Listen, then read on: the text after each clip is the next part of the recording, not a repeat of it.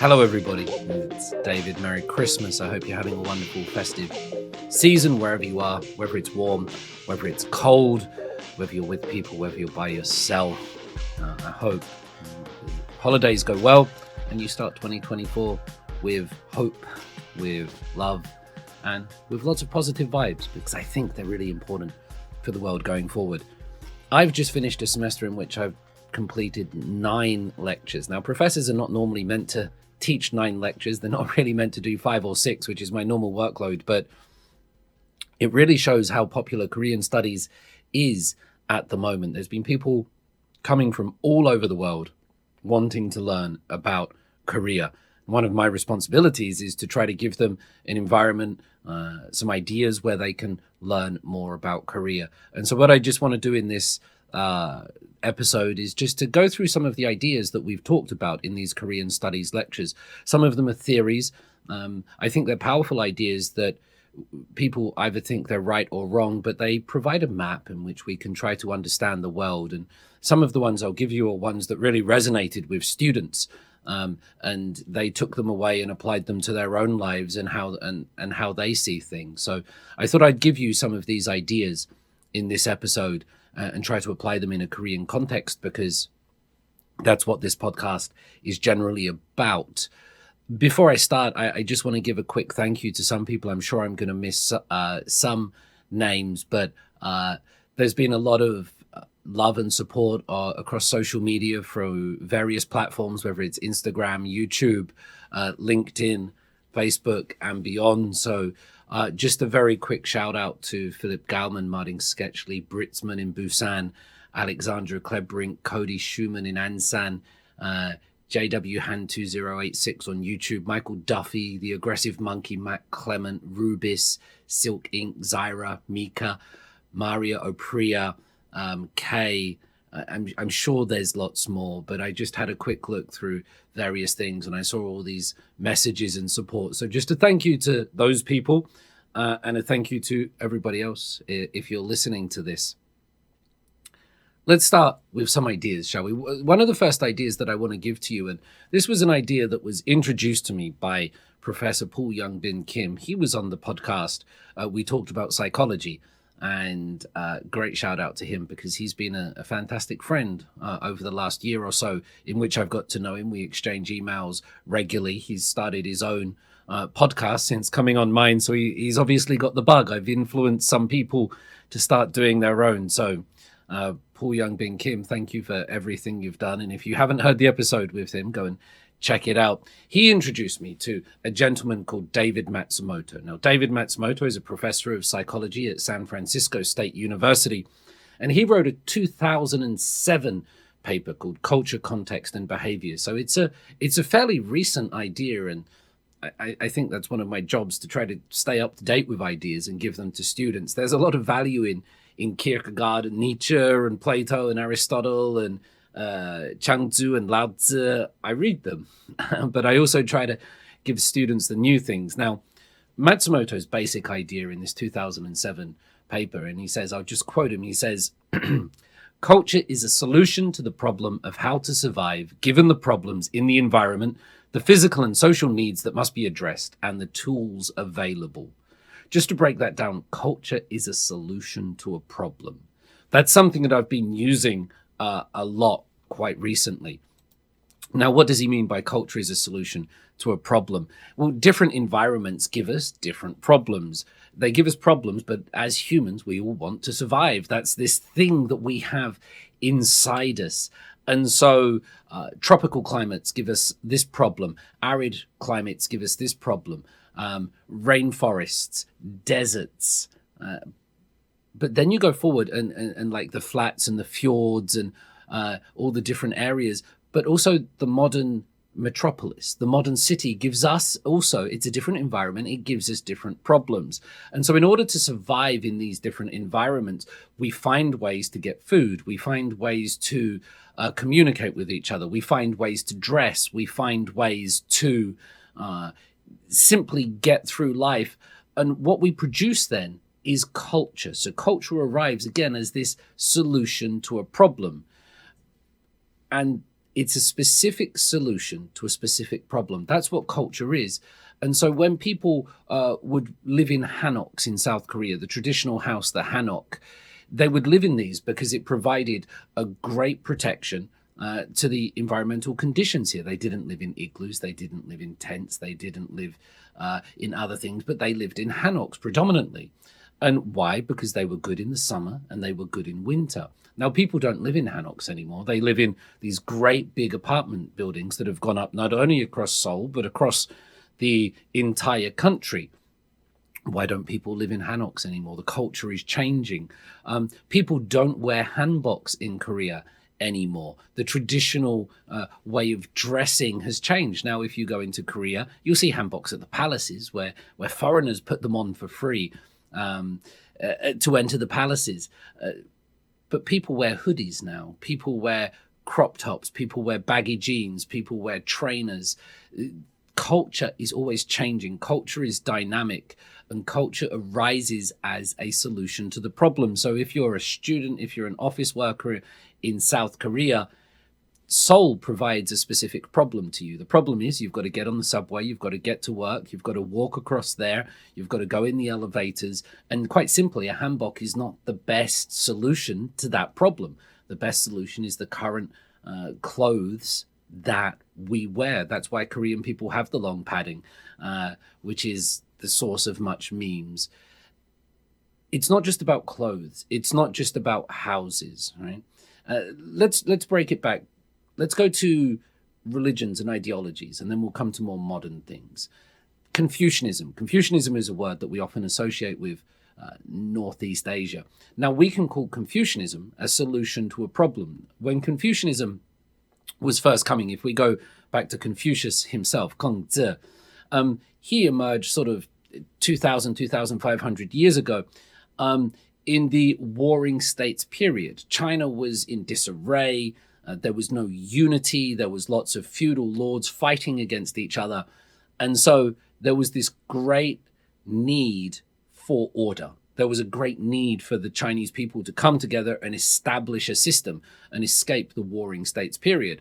And that's why Confucianism is the way it is. It's a very conservative system of thought and ideology, a set of practices that says, if you use the rectification of names, that everybody should fulfill their role.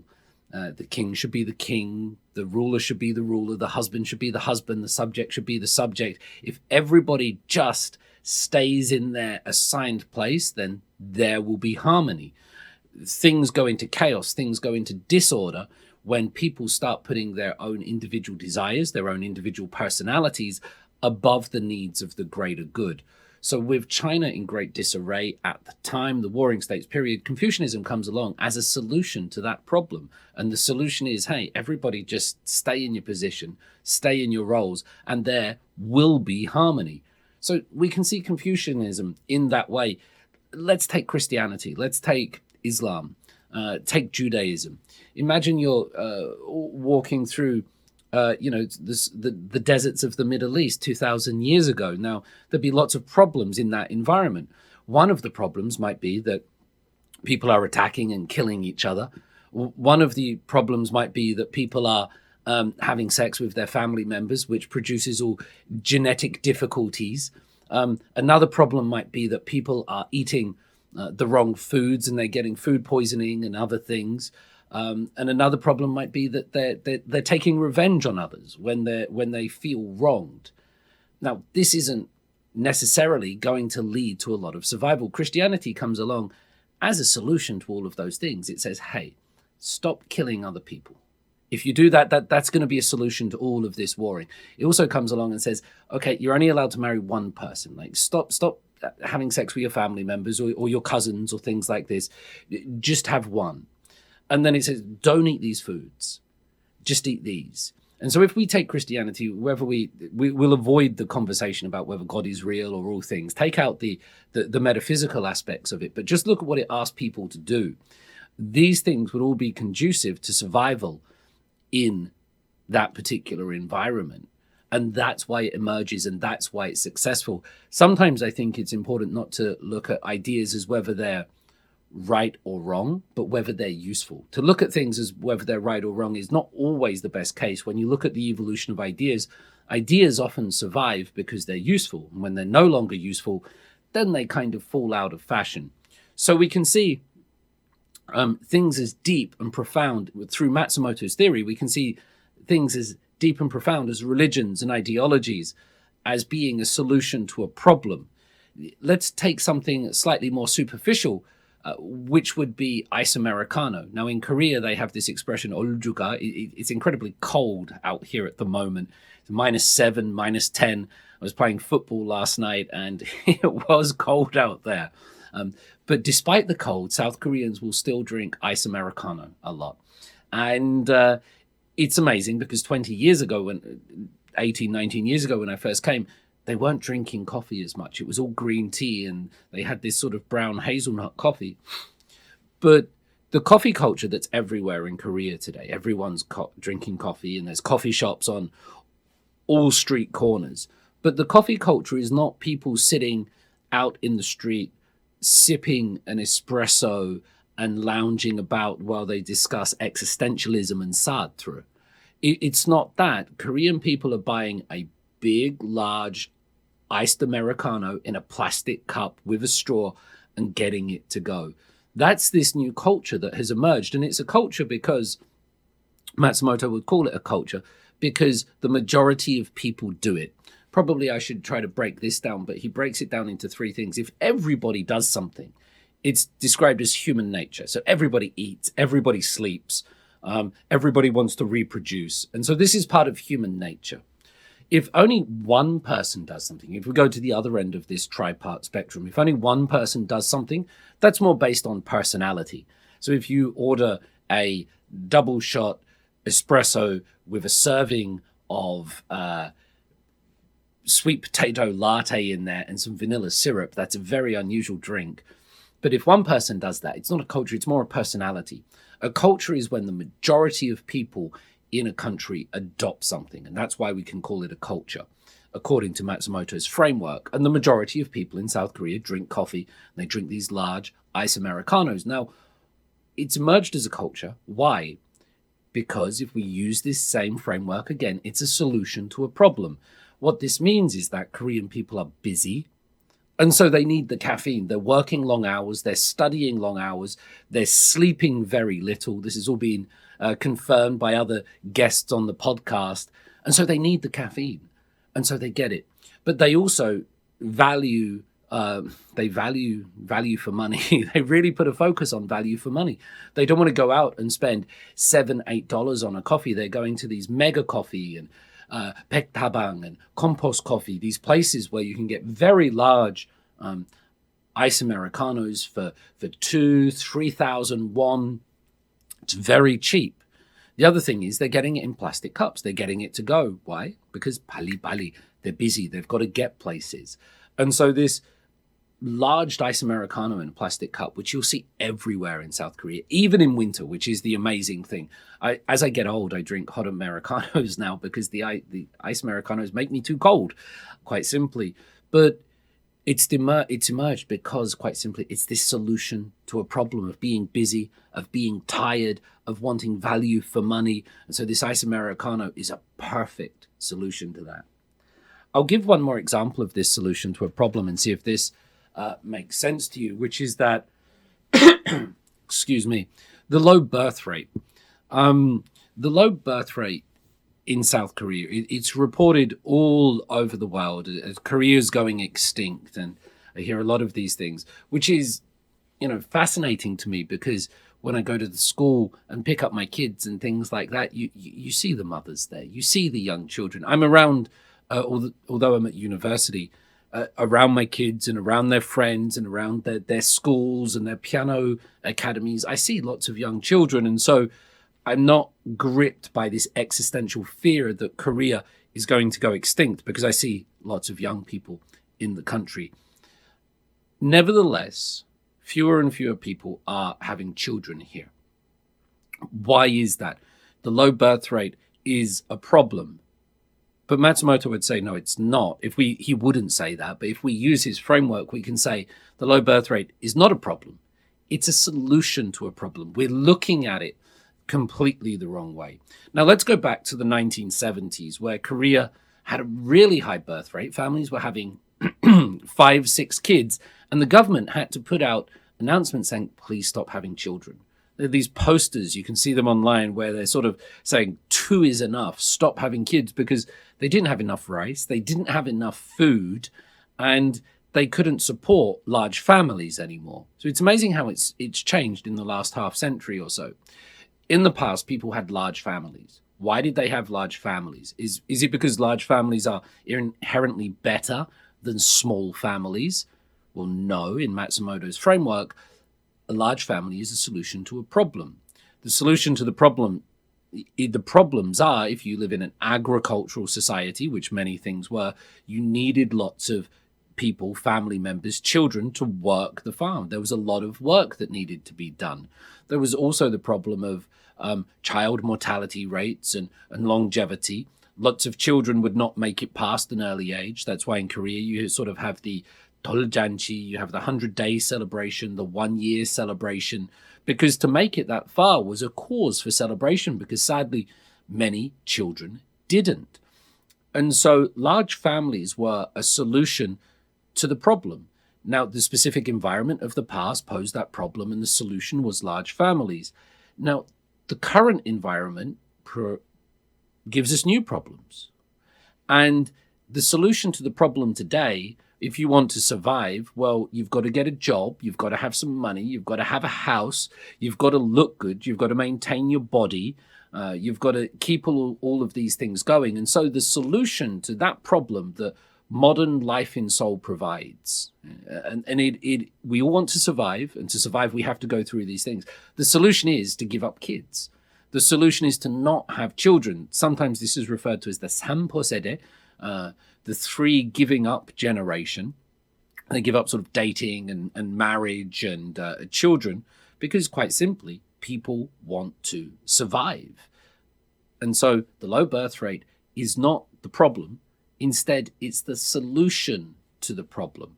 And so I sometimes think that maybe all the people, they've been spending billions trying to correct this, and I'm not sure they will. And I think, by the way, if you look at the fertility rates of similar demographic populations around the world, you'll find them also falling in when countries modernize. They're helped by immigration. They're helped by influx of new people, which South Korea is still trying to come to terms with.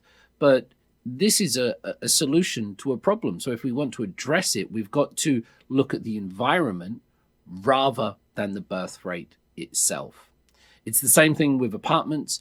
Apartments now are Korean culture. If you read a handbook, it will say, the hanok is Korean culture, the hanbok is Korean culture. When you look outside, you see none of these things. You see apartments and hoodies. Why? Because they're the solution to this new problem. You want to, 10 odd million people trying to live in Seoul? It's probably more. They all want to live here. There's not much land. There's a lot of people. So what's the solution? Build upwards. The apartment has emerged as a solution to the problem.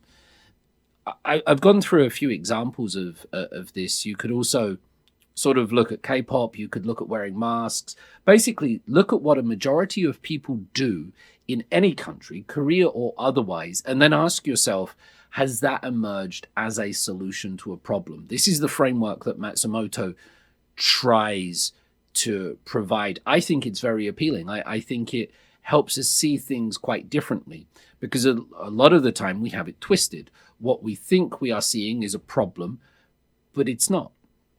It's a solution. And from another perspective, what we sometimes think of culture, it's not culture. That's past. That's in the book. If you look very closely at what the majority of people are doing these days, culture moves very quickly. It's not like what it says in the textbooks or things like that. And I think that's where sometimes some of my articles have resonated quite well, writing that weekly column, because I'm looking at what the majority of people are doing in society, not necessarily what I'm doing, but I'm sort of putting my nose to the wind and sort of thinking, what are all these people doing? And can we see that as a culture, as a solution to a problem? Now, the last thing I'll say about Matsumoto's idea, and this is a little bit difficult, this is when you get sort of into this dialectical materialism. sort of get this Hegelian Marxist twist, I don't think Matsumoto said it himself. I think this is my addition to his work. And what this is that inside every solution, there is a new problem waiting to emerge. So something is a solution to a problem and it solves that problem, but it's not a perfect solution. Inside that solution, there is a new problem that will emerge over time. So, for example, go back to birth rates. The large families, not enough food. They said, right, you've got to have fewer and fewer children. So the low birth rate is a solution to a problem. But inside that solution, you can see that over time, that solution will create a new problem. There will be far too few children. There won't be enough taxes being paid. There won't be enough labor force, or we'll need to readjust society completely in terms of how we manage things.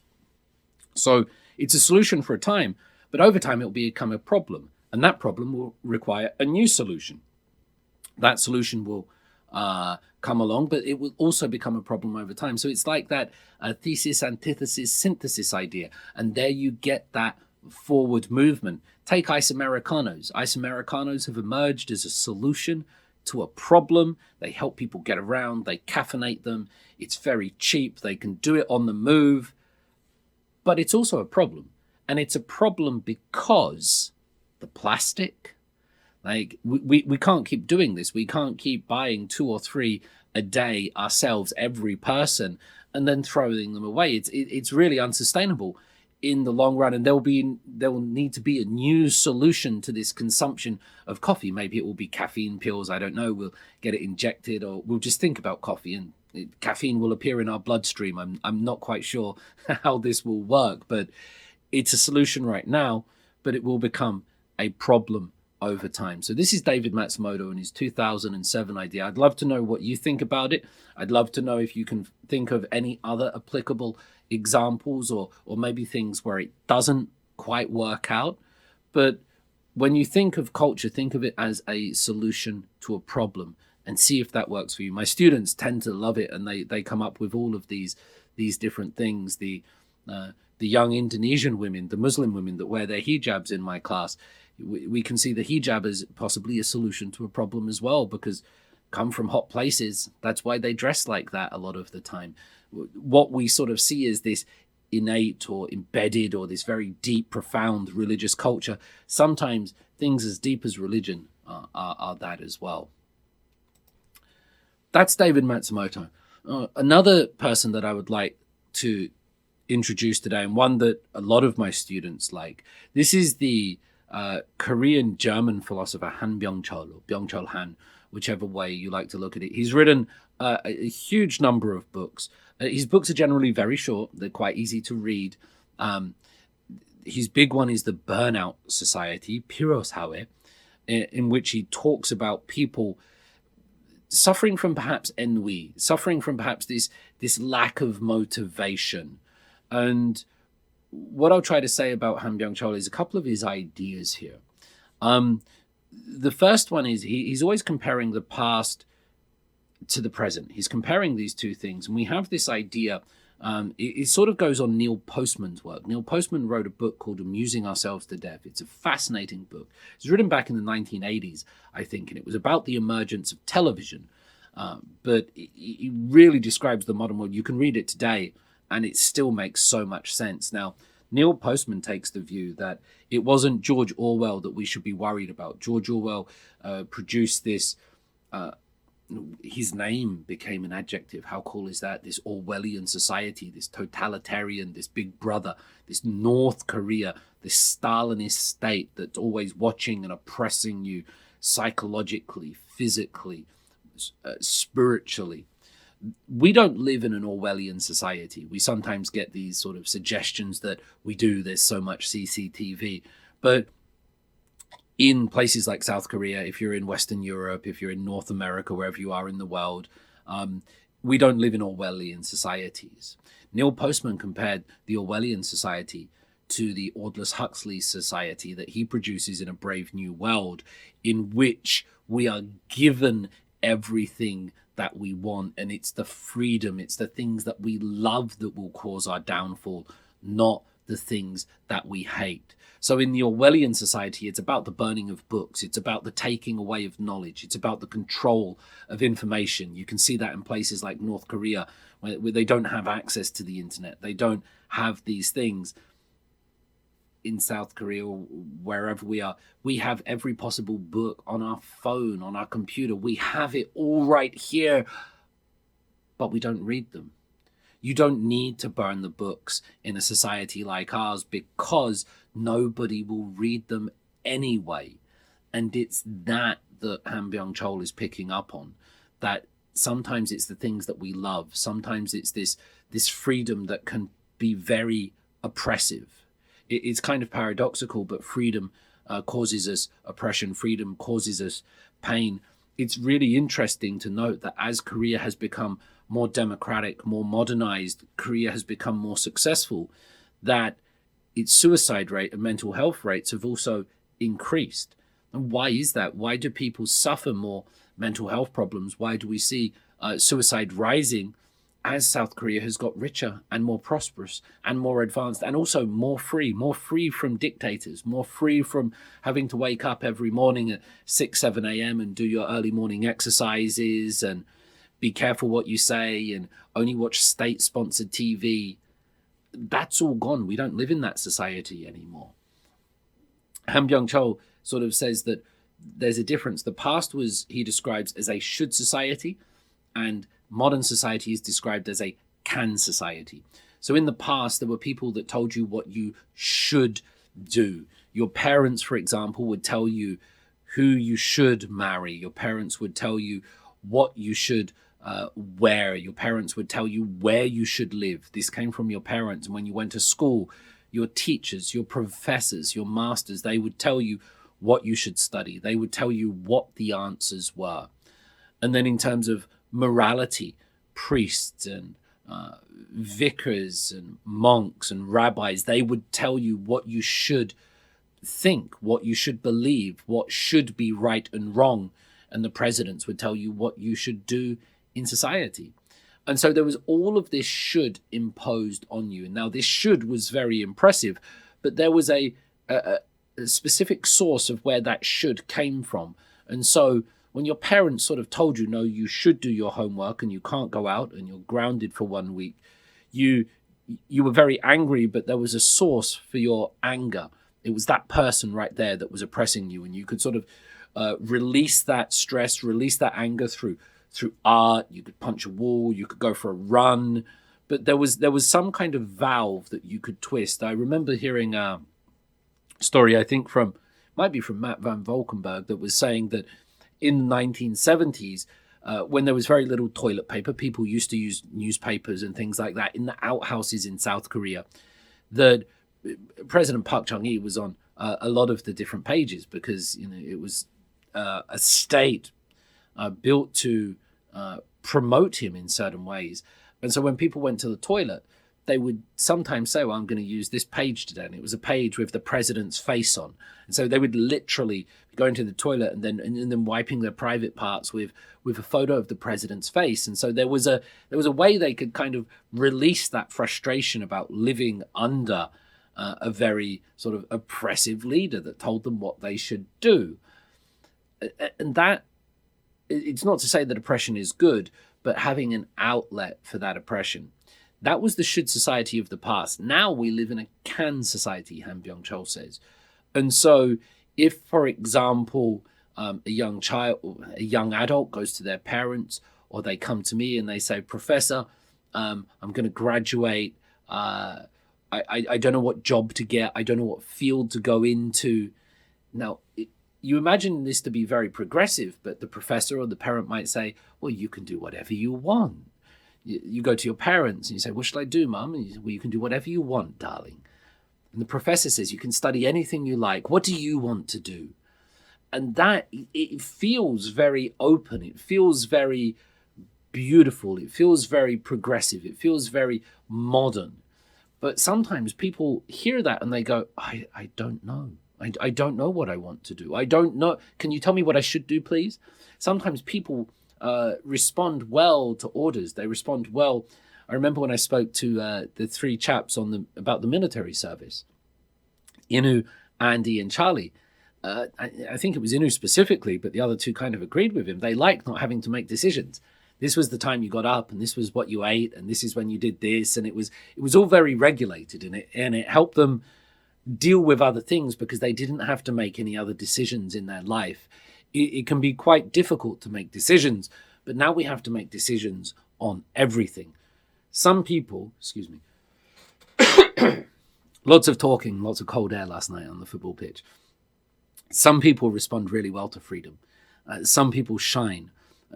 These are the high performers in society, but not everybody's a high performer. Not everybody can survive in this freedom. Sometimes when you tell people that they can do anything, they do nothing. It's even worse. They find themselves, because this is like Zygmunt Bauman's idea of liquid modernity. In the past, there were solid structures to which you could hold on to. All that is solid melts into the air, I think is the Marxist quote. But Zygmunt Bauman, the Polish sociologist, previous life was solid. There was a company, there was a marriage, there was a house. These things lasted a long time. But the current modern society is liquid. Things are ephemeral. They move, they change. Genders are fluid. Relationships can be fleeting. Jobs are temporary. Contracts are 0 hour.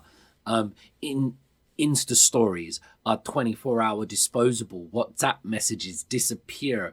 The latest K-pop band or group lasts for 3 months and then they go away and a new one emerges. Things have become more liquid. And in this society, some people find themselves with very little to hold on to. And they can't quite find anything. And quite sadly, they find themselves drowning, figuratively and quite literally, in society, because they've got nothing left to hold on to. And sometimes that you can do anything, you can be anything, is not only very oppressive to them, but it also raises the standards of what is expected of people. There's an expression in Korea called katseng. I co-wrote an article about this with a student called Yewon. Have a look for it, because it was really good. She put so much work into it from a young perspective. Now, katseng, the God life, that means. In this Kan society, it requires us to work even harder. So you might think about it these days, like maybe the husband's working, the wife's working, maybe they've got a part-time job as well as their main job, maybe the kid's doing a job as well. It's no longer enough just to have sort of a one-person family, or even just to have one job. The requirements on everybody is going up and going up and going up, because if you can do anything, if you can be anything, it's not enough just to be kind of a postman anymore. Like, you should be aiming higher. And so this can is putting a huger requirement on people to work hard. And it feels like we are, in general, working harder than in the past. I know the young people get a lot of flack for not working, but like, they're working all the time, is the way I see it. They're always on. These mobile phones, the contacts, everything's coming at them physically. They're always on. And that's another thing that we should say, that the previous society was a very physical society. You had to be working a lot with your body. There was factory work and there was physical work, and we were moving about, we were using our bodies. And so when we were tired, we could take a rest, and we could spend the weekend sort of maybe resting our body. We could take a week off and recharge our physical energy. But the current world is, a lot of the work we do is mental. A lot of the work we do is psychological. A lot of the work we do is cerebral. I'm sure for many of us, we're not physically working anymore, but we're using our brains to work. And it's hard to turn off your brain. It's really hard to turn off your brain when you've got a mobile phone. It's really hard to turn off your brain in a country with free Wi-Fi and 5G connections and this constant stimulation. That's really hard. And so we don't get much respite from the work. We don't get much respite from life anymore, because it's more mental work. I mean, how do you turn off your own head? It's a very difficult thing to consider. Let me go back to this idea of the should society and the can in terms of that release valve, in terms of oppression. because I said people previously in the should society, although it was oppressive, they knew where the oppression came from. And they were able to sort of stick their finger up at their parents and go, "Argh," when obviously behind their back, not to them, but they knew who was oppressing them. But in modern society, like in terms of beauty standards, in terms of working hard, in terms of I've got to do this, I've got to get a certification, where does that oppression come from? There's nobody telling you should do anything anymore. It comes kind of from within, or it's a vibe in the air. It's a vibe that you should work hard. It's a vibe that you should try hard. It's a vibe that you need to keep pushing onwards. And how do you rebel against the vibe? You can't. I mean, where is it? You can't just scream into the void, which is, I think a lot of what we see these days is happening, because there's no actual source of these people's oppression other than a vibe or themselves. They're pushing themselves to say, I've got to keep going, I've got to move this, I've got to get these certificates, I've got to get this qualification, I've got to get this degree, I'm going to do this internship, I'm going to work here, I've got to do a year's traveling. And there is no oppression. And so there's no release for us anymore. And that lack of oppression is very difficult for people. Of course, as I said, we're not always talking about you in Han Byung-Chul's work. He's a sociologist, so he's talking about society. He's not just talking about the high performers that survive. So if you say, well, I don't feel that, I think we need to be cognizant of the fact that many people do feel that. We can see in statistics that there is a lack of hope for some people. Han Byung-Chul has this other idea that he works on. So he has the can society and the should society, and the can being more oppressive because of its freedom, that great little paradoxical twist. He also talks about the entrepreneur of the self, that we have sort of become commodities. And this also ties in, this is how I teach mental health to my students, by the way. I should have mentioned that at the start, but when we sort of address mental health in Korea, because it's a huge topic, and you get the K-dramas and you get the K-pop songs, and it's become a real topic of conversation here. To frame this, before we get into the specifics, I teach them Han Byung-Chul's ideas and see what they think about it, and a lot of them love him. A lot of them come out and they're like, wow, this guy kind of gets it. Very few anti-Han Byung-Chul, they might sort of say, oh, not quite sure, but the majority of them seem to like it. And I don't try to sort of promote him as right. I try to teach him as neutrally as I can. These are his ideas. This is what he says. And I try to do it fairly, but a lot of the people really seem to pick up on him. Now, Han Byung-Chul also talks about this idea of the entrepreneur of the self, in that we have become a commodity. So let's take the past. In the past, to survive, we would often make something, and we would sell that thing, and that's how we would get by. So some people, they might make books. Other people might make wallets. People might make shirts. They might make hot dog. They might make kimchi. They might make hats. And they would make these things. They would go to the market and they would sell them. They would sell the food. They would sell the clothes. They would sell the accessories. They would sell these things. And maybe you would make some wallets, let's say. And you would go to the market and put your wallets out there, but nobody was buying your wallets, and that'd be very sad because you need money. You've got to eat. You've got to do these things. What you could do in that stage is you could look at the wallets. You could do some study. You could have a look around. Maybe I'll change the color. Maybe I'll change the design. And maybe I'll change how many pockets it has or places for cards. You could change the wallet, and you could go back and you could try again. In the past, we made things and we sold them. Right? That was how society and the economy went by. But now Han Byung-Chul says we've sort of become the entrepreneur of the selves, that we ourselves are the commodity. And what that means is we sell ourselves to other people. We say to the company, I'm the commodity, buy me, give me money, give me this amount of money, and I'll work for you. And we're the commodity, and we try to make ourselves better. We try to do what Koreans call spec up. We try to get the resume or the CV looking good. We put our internships there. We put our qualifications there. We did some volunteer work. We published these papers. We worked for this company. We did all these things, and we're trying to make ourselves a better commodity so that people will buy us, so that companies will hire us, so that organizations will want us. And we do it on social media as well. We present ourselves and put up the stories, put up the tweets, put up all of the posts. We design ourselves online so that people will like us, so that people will follow us. And I'm sure for some of us that we do get some likes, we do get some followers, we get followers but not friends. We do get some support. But imagine you're somebody that doesn't get any response.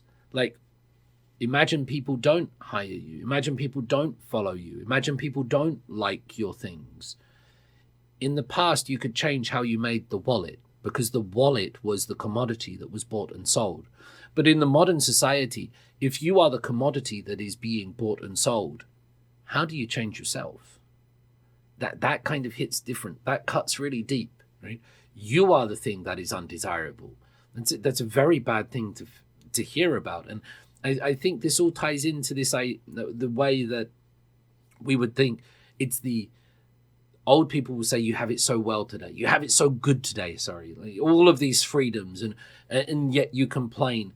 And I think we're not really paying attention to the problems that this freedom can cause for some people. It's beautiful, but some people lack that regulation. Some people are suffocated by freedom. Some people are left adrift when they're told they can do anything that they want. That's not always the best answer. It's not always the most progressive thing. And some people don't like being felt as a commodity.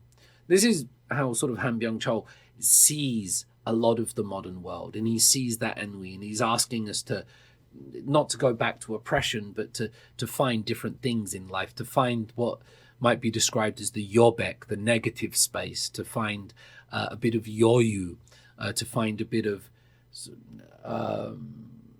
yoyu is a very difficult word to describe. I wrote an article about it, and I've forgotten how I described it. A bit of availability, a bit of distance, a bit of freedom is the wrong word here, but a bit of space, a bit of potential, a bit of availableness, rather than the complete compression. Just before I go to the next idea, I would like to say something about this question that I always ask my students, which is it worth it? Or was it worth it? Now, what this means is that I just described to you how South Korea has made incredible economic and technological and political gains over the last few decades. In the 1960s, Gangnam was mud. This place was an agricultural society. Nobody predicted that Korea would be where it is today. One of the world's sort of top 10 economies, a cultural powerhouse. You only have to go back to see photos of extreme poverty in this country. But it made it. It genuinely made it. Now, there's lots of countries around the world that would like to have made it, but they didn't. I don't think making it is always taken. We shouldn't take it for granted. Making it doesn't just happen on positive vibes.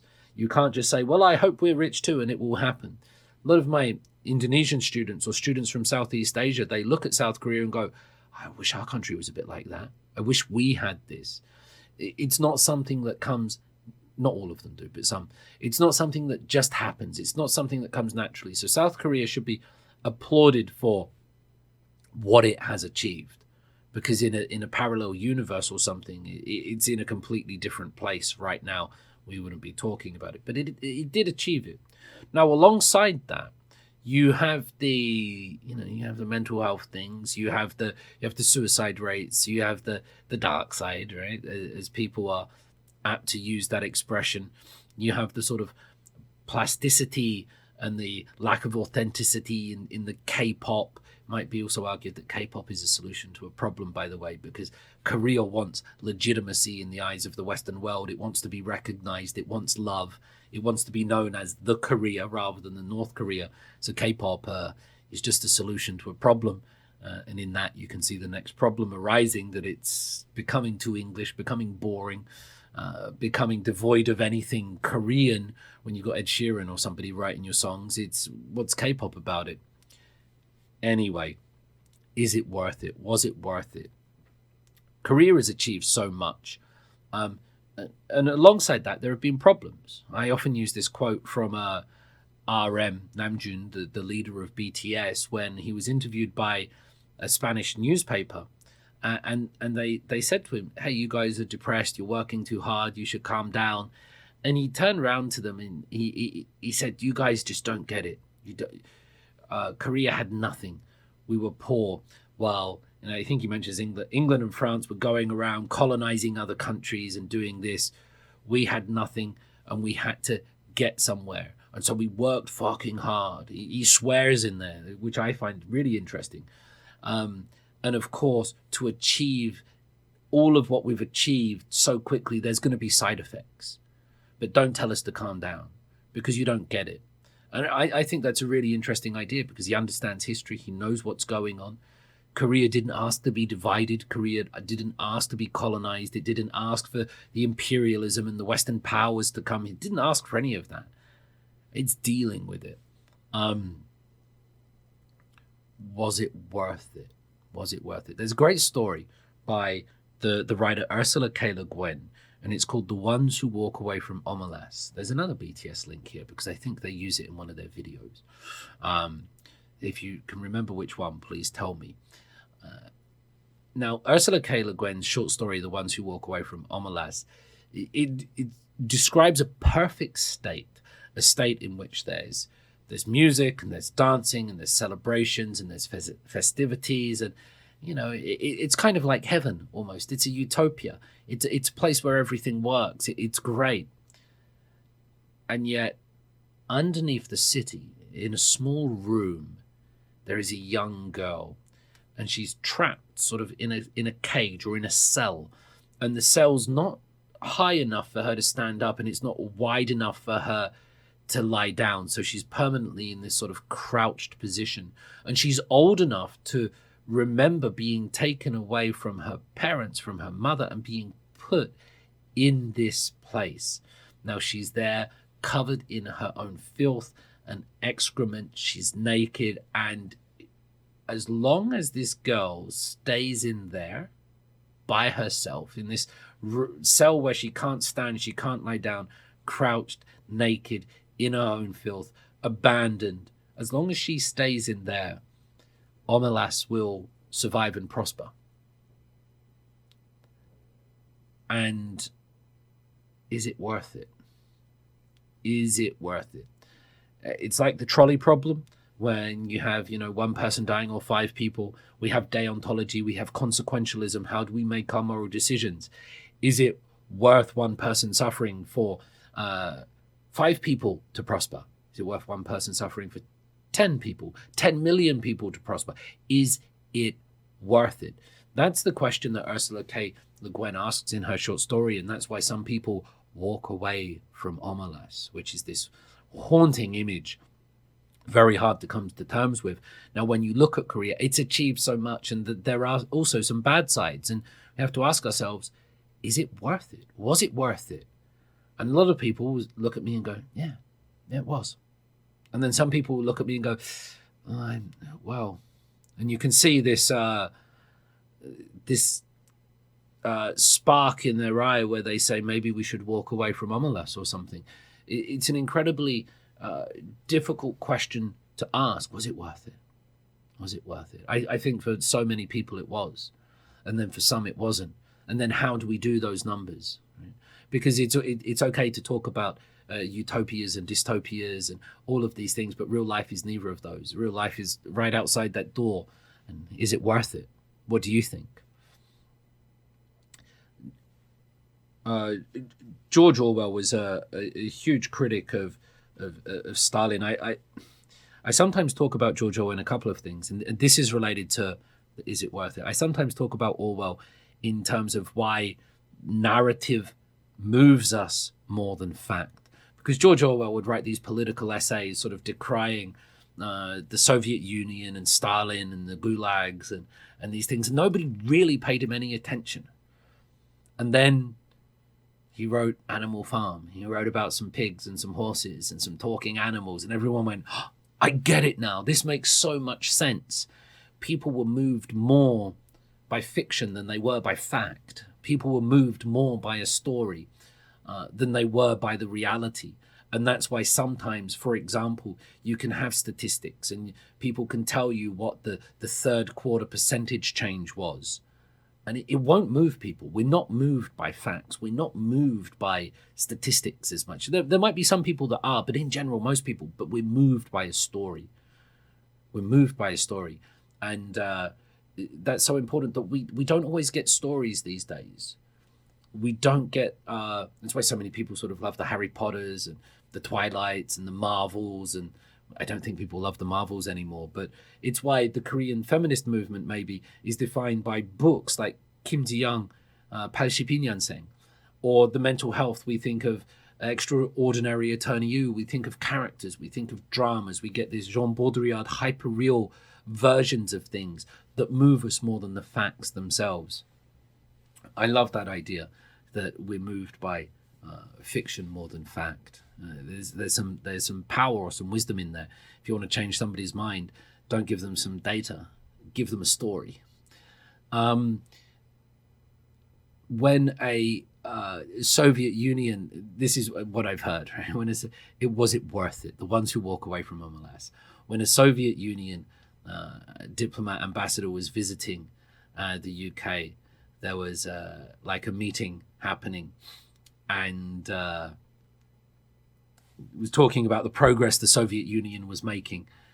And George Orwell asks the Soviet diplomat, yes, but what about the gulags? But what about the oppression? What about what Stalin is doing to the people in these areas of the region?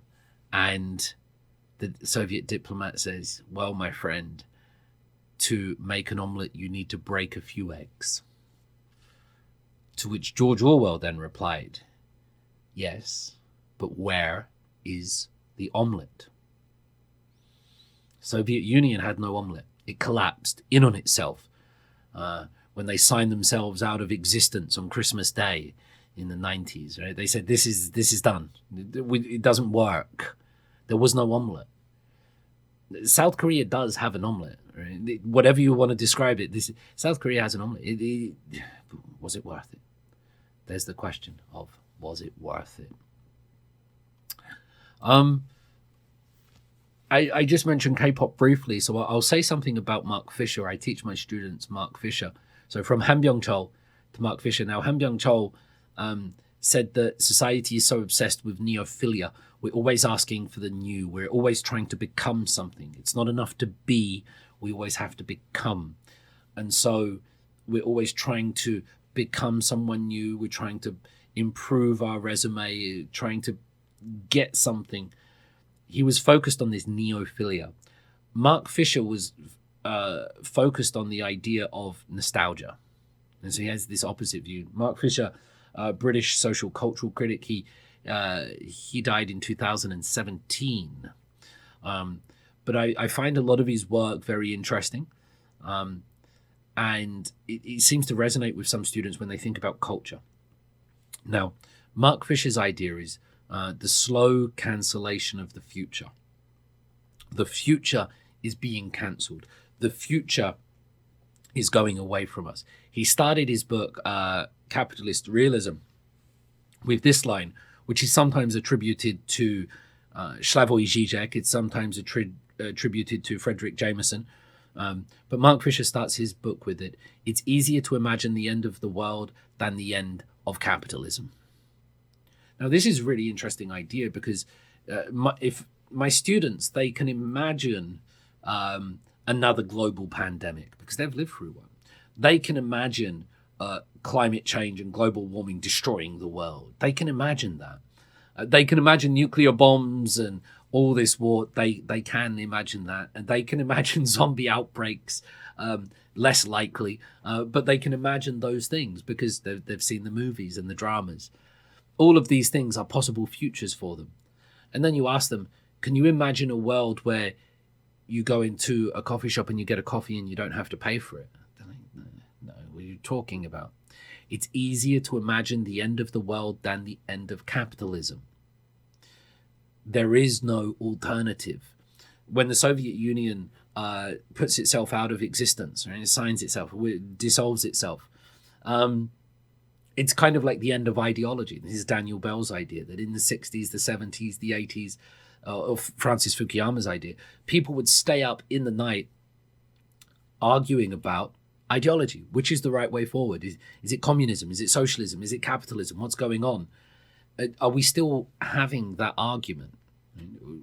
What is the alternative to what we have right now? And personally, I don't think it's an argument between capitalism and social, because these ideas are hundreds of years old. They were created by people that didn't inhabit this world. I think neither of these things are. They were the solution to a problem at a time. Let's go back to that idea. I think capitalism, maybe communism, socialism to some extent, they were solutions to a problem at the time. Are they the solution to the current problem? Probably not. They're old. They're centuries old. They were created or devised when we didn't have the life that we have today. Mark Fisher believes that the future is being cancelled, the slow cancellation of the future. And he draws this negative correlation between technology and culture. Technology is developing rapidly. Technology is developing at an exponential rate. And so the use of our smartphones and computers, they're getting more powerful. We're able to do more things. We're able to watch more. We're able to see more. We're able to record more. The camera quality, the size of the screens, the connectivity to things like Netflix. It's amazing how quickly we've come, considering sort of when I was at university, we had to walk to the library and read books rather than just be able to Google something from our pocket. Technology develops rapidly. But as technology develops, culture at the same time, but negatively, is slowing down. Culture is stopping. And so what we're experiencing is, for Mark Fisher, we're experiencing 20th century culture on 21st century screens. We're getting repeats. We're getting another Spider-Man. We're getting another Batman. We're getting another Superman. We're getting another superheroes. We're getting a Ghostbusters reboot. We're getting Little Mermaid live action. We'll get another Aladdin. We're getting all of these repeats, but culture itself is stopping. Think about the music industry. Mark Fisher was big on the music industry in that in the 20th century, punk, rock, techno, hip hop, what am I missing? Disco, jazz, these all emerged as genres of music. I'm older than hip hop. There was a time when hip hop didn't exist, then hip hop came into being, and now hip hop is a mainstream culture all around the world. It's a global thing. There was a time when punk didn't exist, and now punk has come into being, and punk is mainstream. You find it on all people's Spotifys and playlists, and there it is. It's a genre, right? So we have these new cultures coming into being, and these cultures bring with them attitudes and aesthetics and sounds and values and ways of being in the world. The question that comes with Mark Fisher is that if culture is stopped and the slow cancellation of the future is taking place, will we see a new genre of music in the 21st century, like a mainstream genre of music, or will we still be listening to rock, techno, hip hop, and those things? Will there be a new? There'll of course be lots of small genres coming up here and there, and subgenres, and synthwave and electrowave and vaporwave and lo-fi and glitch hop, but will there be a new mainstream genre of music that emerges in the 20th century, in 21st century, like we had in the past? Because it used to happen. It used to happen so much, and students will often say to me, "No, David, it's because culture repeats itself. It just goes around in circles." And I try to tell them, no, it doesn't, because there was a time when punk emerged as this new thing. And it's like a thought experiment. For those of you who have seen Back to the Future, the movie, you'll know all about this. It's basically that if you got Chuck Berry's music from the 1950s and went back 30 years to the 1920s and you played it to people, a lot of them would look at you and go, "What's that? What the hell is that?" But it's loud. There was electric guitars. There was amplification Chuck Berry was talking about his ding-a-ling and things like this. And the people if you went back to the 1920s, the people wouldn't get it. They wouldn't understand it. It was sonically, aesthetically different to what they were used to. Now, let's imagine you got punk. Or let's imagine you got disco from the 1970s. Imagine you got disco from the 1970s and went back 30 years and you played it to people. They would hear that and go, what's that? That's not music. That sounds like space. What is that? They wouldn't really understand what they were hearing. Take hip hop, take NWA, right? 80s NWA. Take their music and go back 30 years, go back to the 1950s. It's the same time period every time, and play NWA to the people from the 1950s. And they would listen to, they would fall off their chair. They would not understand it. You're allowed, that doesn't sound like music. That's incredibly, wow. And that's the idea. And that would demonstrate that it's new, because hip hop now is this thing and people love it. But if you took it back 30 years, they wouldn't understand it. And that makes it new. You could do the same with techno, right? You could take techno back 30 years and play it to people, and they would hear that and go, that's not music. It's like when you play music to your nan or something, and you play, it's just noise. Imagine you got music today, 2023, and you took it back 30 years, and you took it back to people in the 90s, and you played it to them. Would they fall off their chair? Mark Fisher says, no, they would not. They would completely get it. They would understand what they were hearing. Yeah? They might not have particularly heard that specific drill beat before, or they might not have heard, that specific trap syncopation, but they would understand the music. They would get it. They would say, oh, that's, it wouldn't dumbfound them. And that's why we get this idea that it's not new, that we're just going into these sort of Y2K vibes again. A lot of, if you look at some of the most popular groups like Dua Lipa, Future Nostalgia, if you're going to Korea with New Jeans fascinates me because not only are they doing the Y2K vibe, Y2K I just think is 90s and 2000s, right? Not only are they doing that in fashion, a lot of their music sounds like 1990s intelligent drum and bass. It's incredible when you listen to it. You hear the amen break or something. Somebody emailed me about that as well.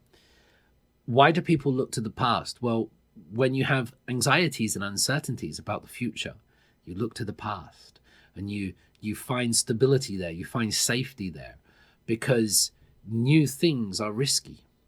And that's why we're getting these revivals of all these old genres, all these old things, instead of creating something new. Instead of creating new culture, we have this new technology and things feel new. We're told it's new.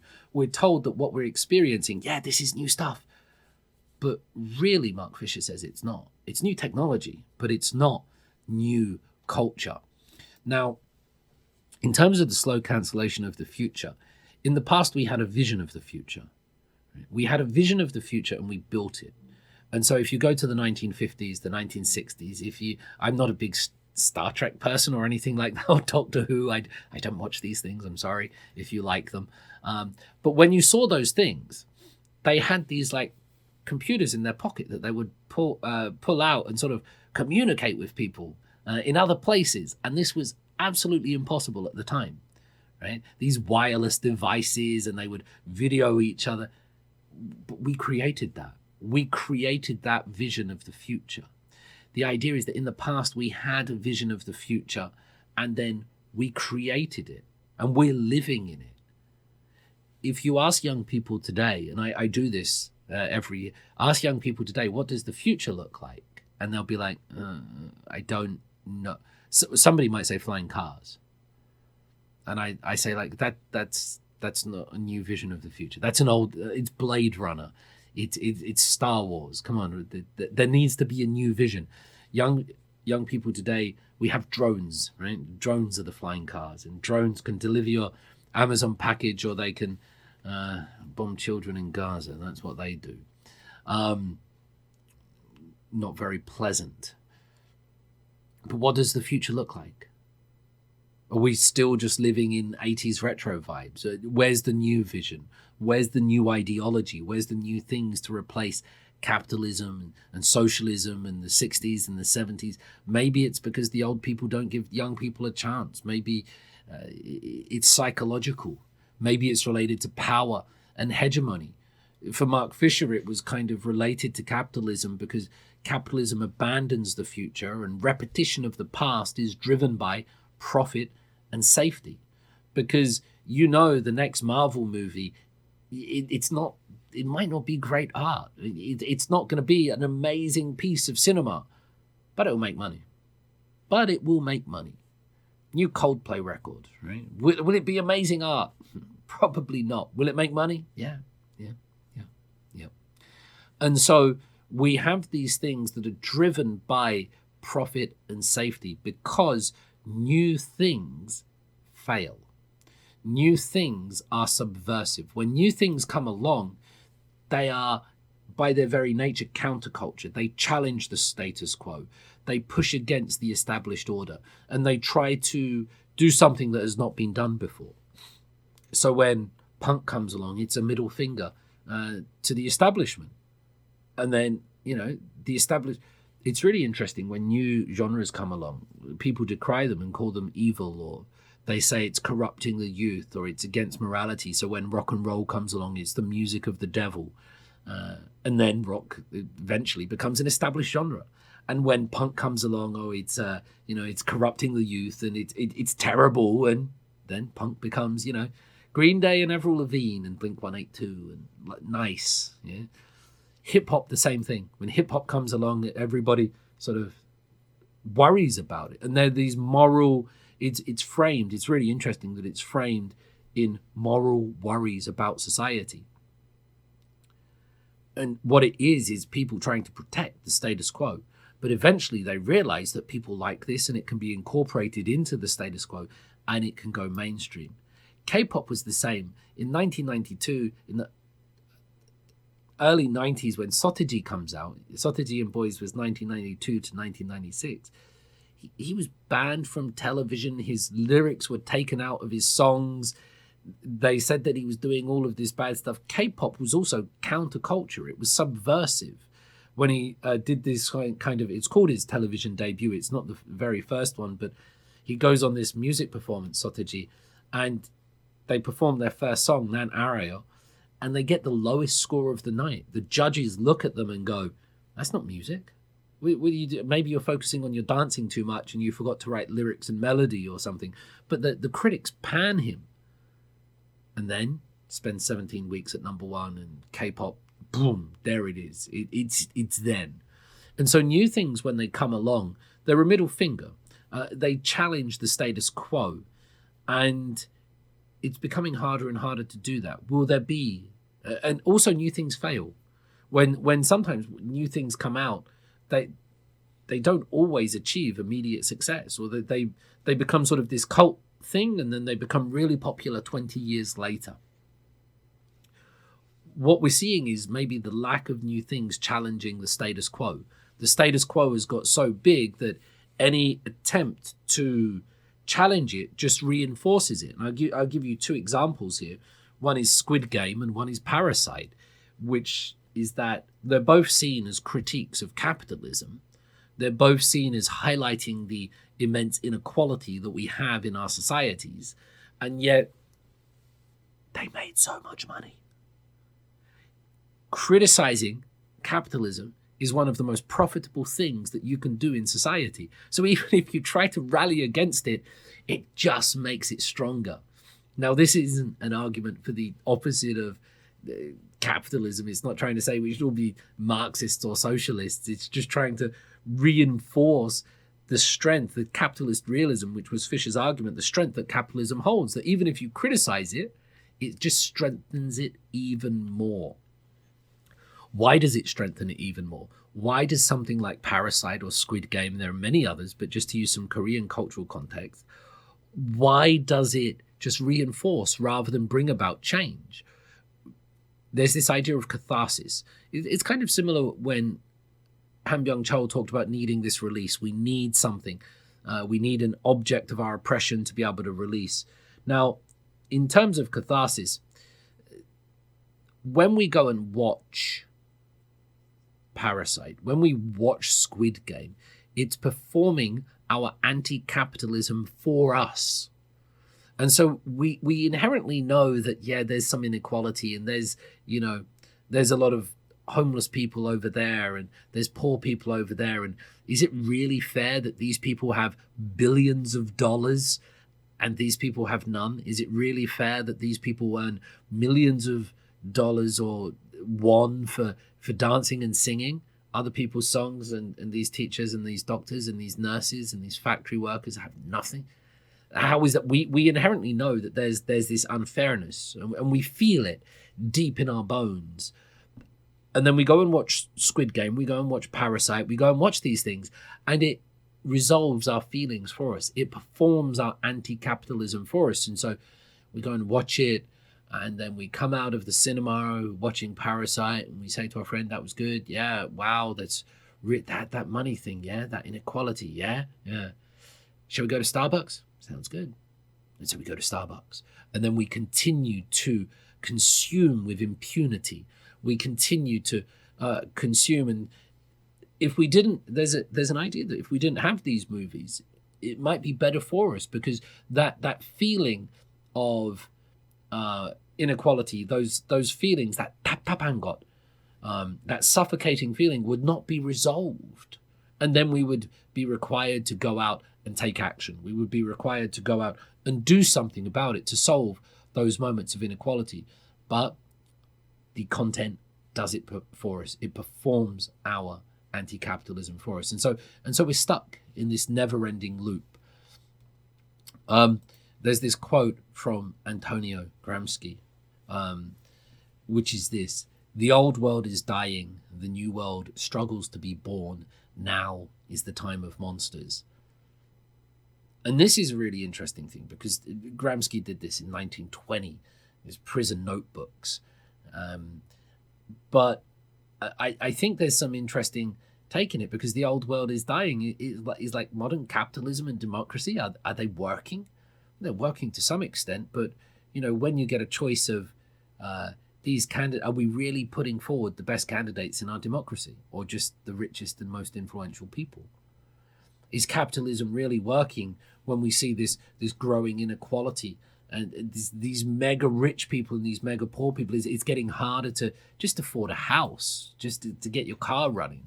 They did work in the time. This is not to say that they weren't useful at the time. They were a solution to a problem at the time, but inside them was that problem. I've sort of come full circle here. Inside them was that problem. And so the old world is dying, but the new world is not here yet. We don't have the new genres. We don't have the new ideologies.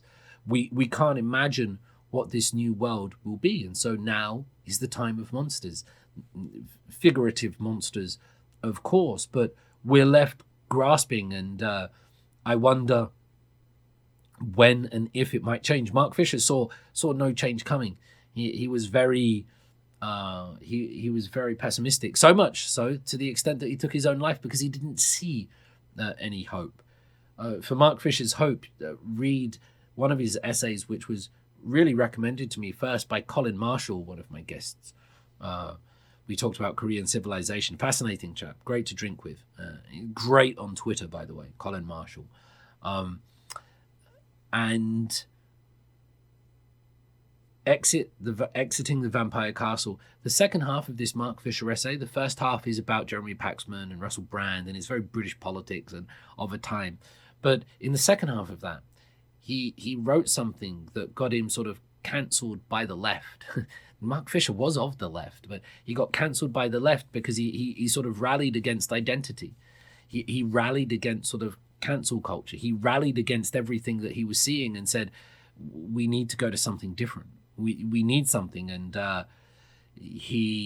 people didn't take too kindly to his ideas.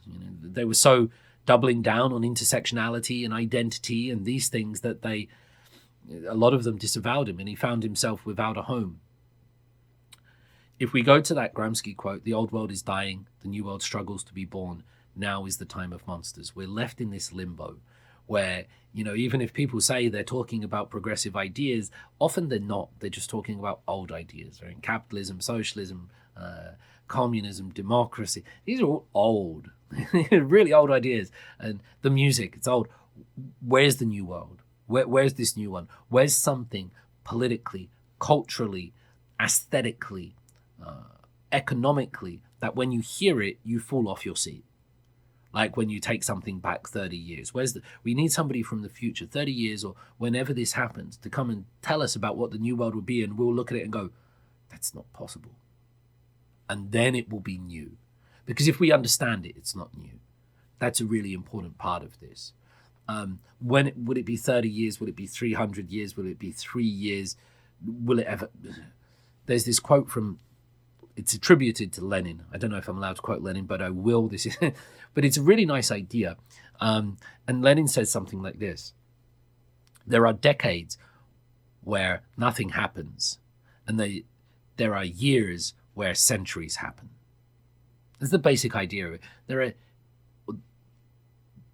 Let's try it like this as well. There are centuries where nothing happens, and there are years where decades happen. You can put it like that as well. What it means is there are decades or centuries where nothing happens. You get this incredible long period of time when nothing actually really changes. Yes, people live and die, and presidents come and go, and kings and queens rise and fall, and nation states go through their things. And yes, things do happen, but in the grand scheme of things, nothing happens. And we write about them in history as these big blocks from 500 AD to 700 AD, but then it changed in 700 AD. There was a change after 200 years. There are centuries where nothing happens, but then there are years where decades happen. There's a year where all of a sudden things explode, and the world is suddenly transformed. I think we saw that with maybe the COVID-19 pandemic, how everything we once knew was changed, and we were working from home, and we were putting on our shirt and tie but wearing shorts and slippers underneath as we Zoomed and Skyped and did all of these things online and wore masks. And do you remember when you would order food and you would have to spray it and wash it before you unwrapped it? And that was weird. There might be, although we're in time of monsters, there might be some years coming where decades happen, where great change takes place. I'm not sure what it would look like or what it will be. And the idea is you can't know what it will look like and what it will be. I generally have hope for the future. There's lots more that I want to say, but I think I'm just going to finish this one here because I've lectures to go to and final exams and everything like that, and I need to keep on time. Maybe I'll do another one soon or I'll edit it in where I update some more theories and ideas and thinkers that I've been given to these young students, and trying to give them maps in which to understand the world, some theories, some ways of looking at things. And I've been really, it's such a good job to be able to take these ideas that you read and go and give them to students, Korean students, international students, people from all around the world. It'd be really great if you can see some of the photos of my classes. I'll try to put them online. And just see how it's like going into the United Nations or something, or like a Gap commercial. It's so amazing to get a young Korean woman and put them next to sort of like a non-binary American and a hijab-wearing Muslim and go, okay, let's talk about feminism and democracy. And they just realize how different their worlds are. They're wearing similar clothes sometimes, they're listening to similar music, they're eating similar food, and yet we're all prisoners of culture in some way. One of the really nice questions that they're doing for their final exams is, do you choose your values or do your values choose you? Because if you give me the demographics of a student, like say where they're from, their age, their religion, their socioeconomic status, you can often have an idea of what they're going to believe in terms of various opinions. You won't get everyone right all the time, but you could probably be right quite a lot. You'd be more than half right, I think, if you knew their demographics, their age, their socioeconomic status, their any religious affiliations or things like that. You could probably then check what they might believe in terms of individual rights or women's rights or sexuality or music taste or things like this.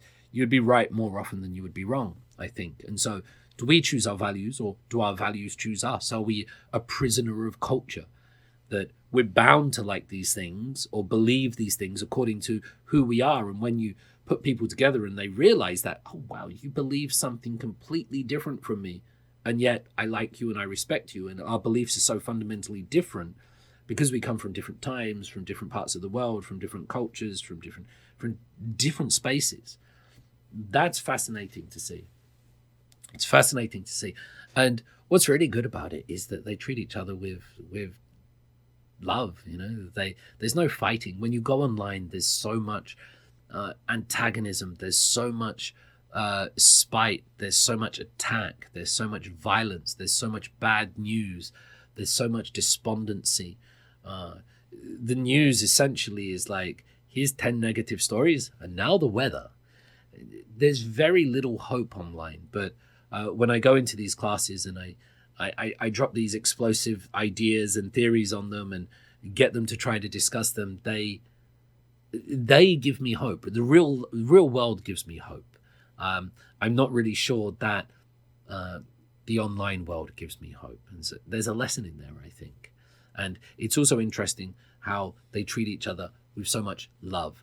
Not love in the sense of sort of love for your boyfriend or girlfriend, but this kind of humane love where you respect the humanity of each person, where you see the whites of each other's eyes and you recognize, because that's what's missing from online. You miss that physical presence. You miss seeing that.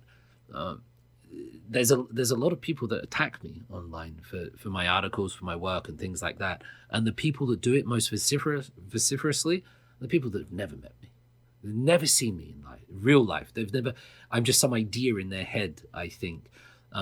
Because I'm not trying to say I'm a nice guy or a great guy, but even people who we might have different opinions on and different disagreements on some things, they've met me in real life and they've shaken my hand and we've broken bread and we've sat at dinner, we've attended meetings and conferences and we've been at organizations together, and we realize we have different opinions, but we also realize we're both human because we've seen the whites of each other's eyes, and that's a very important thing.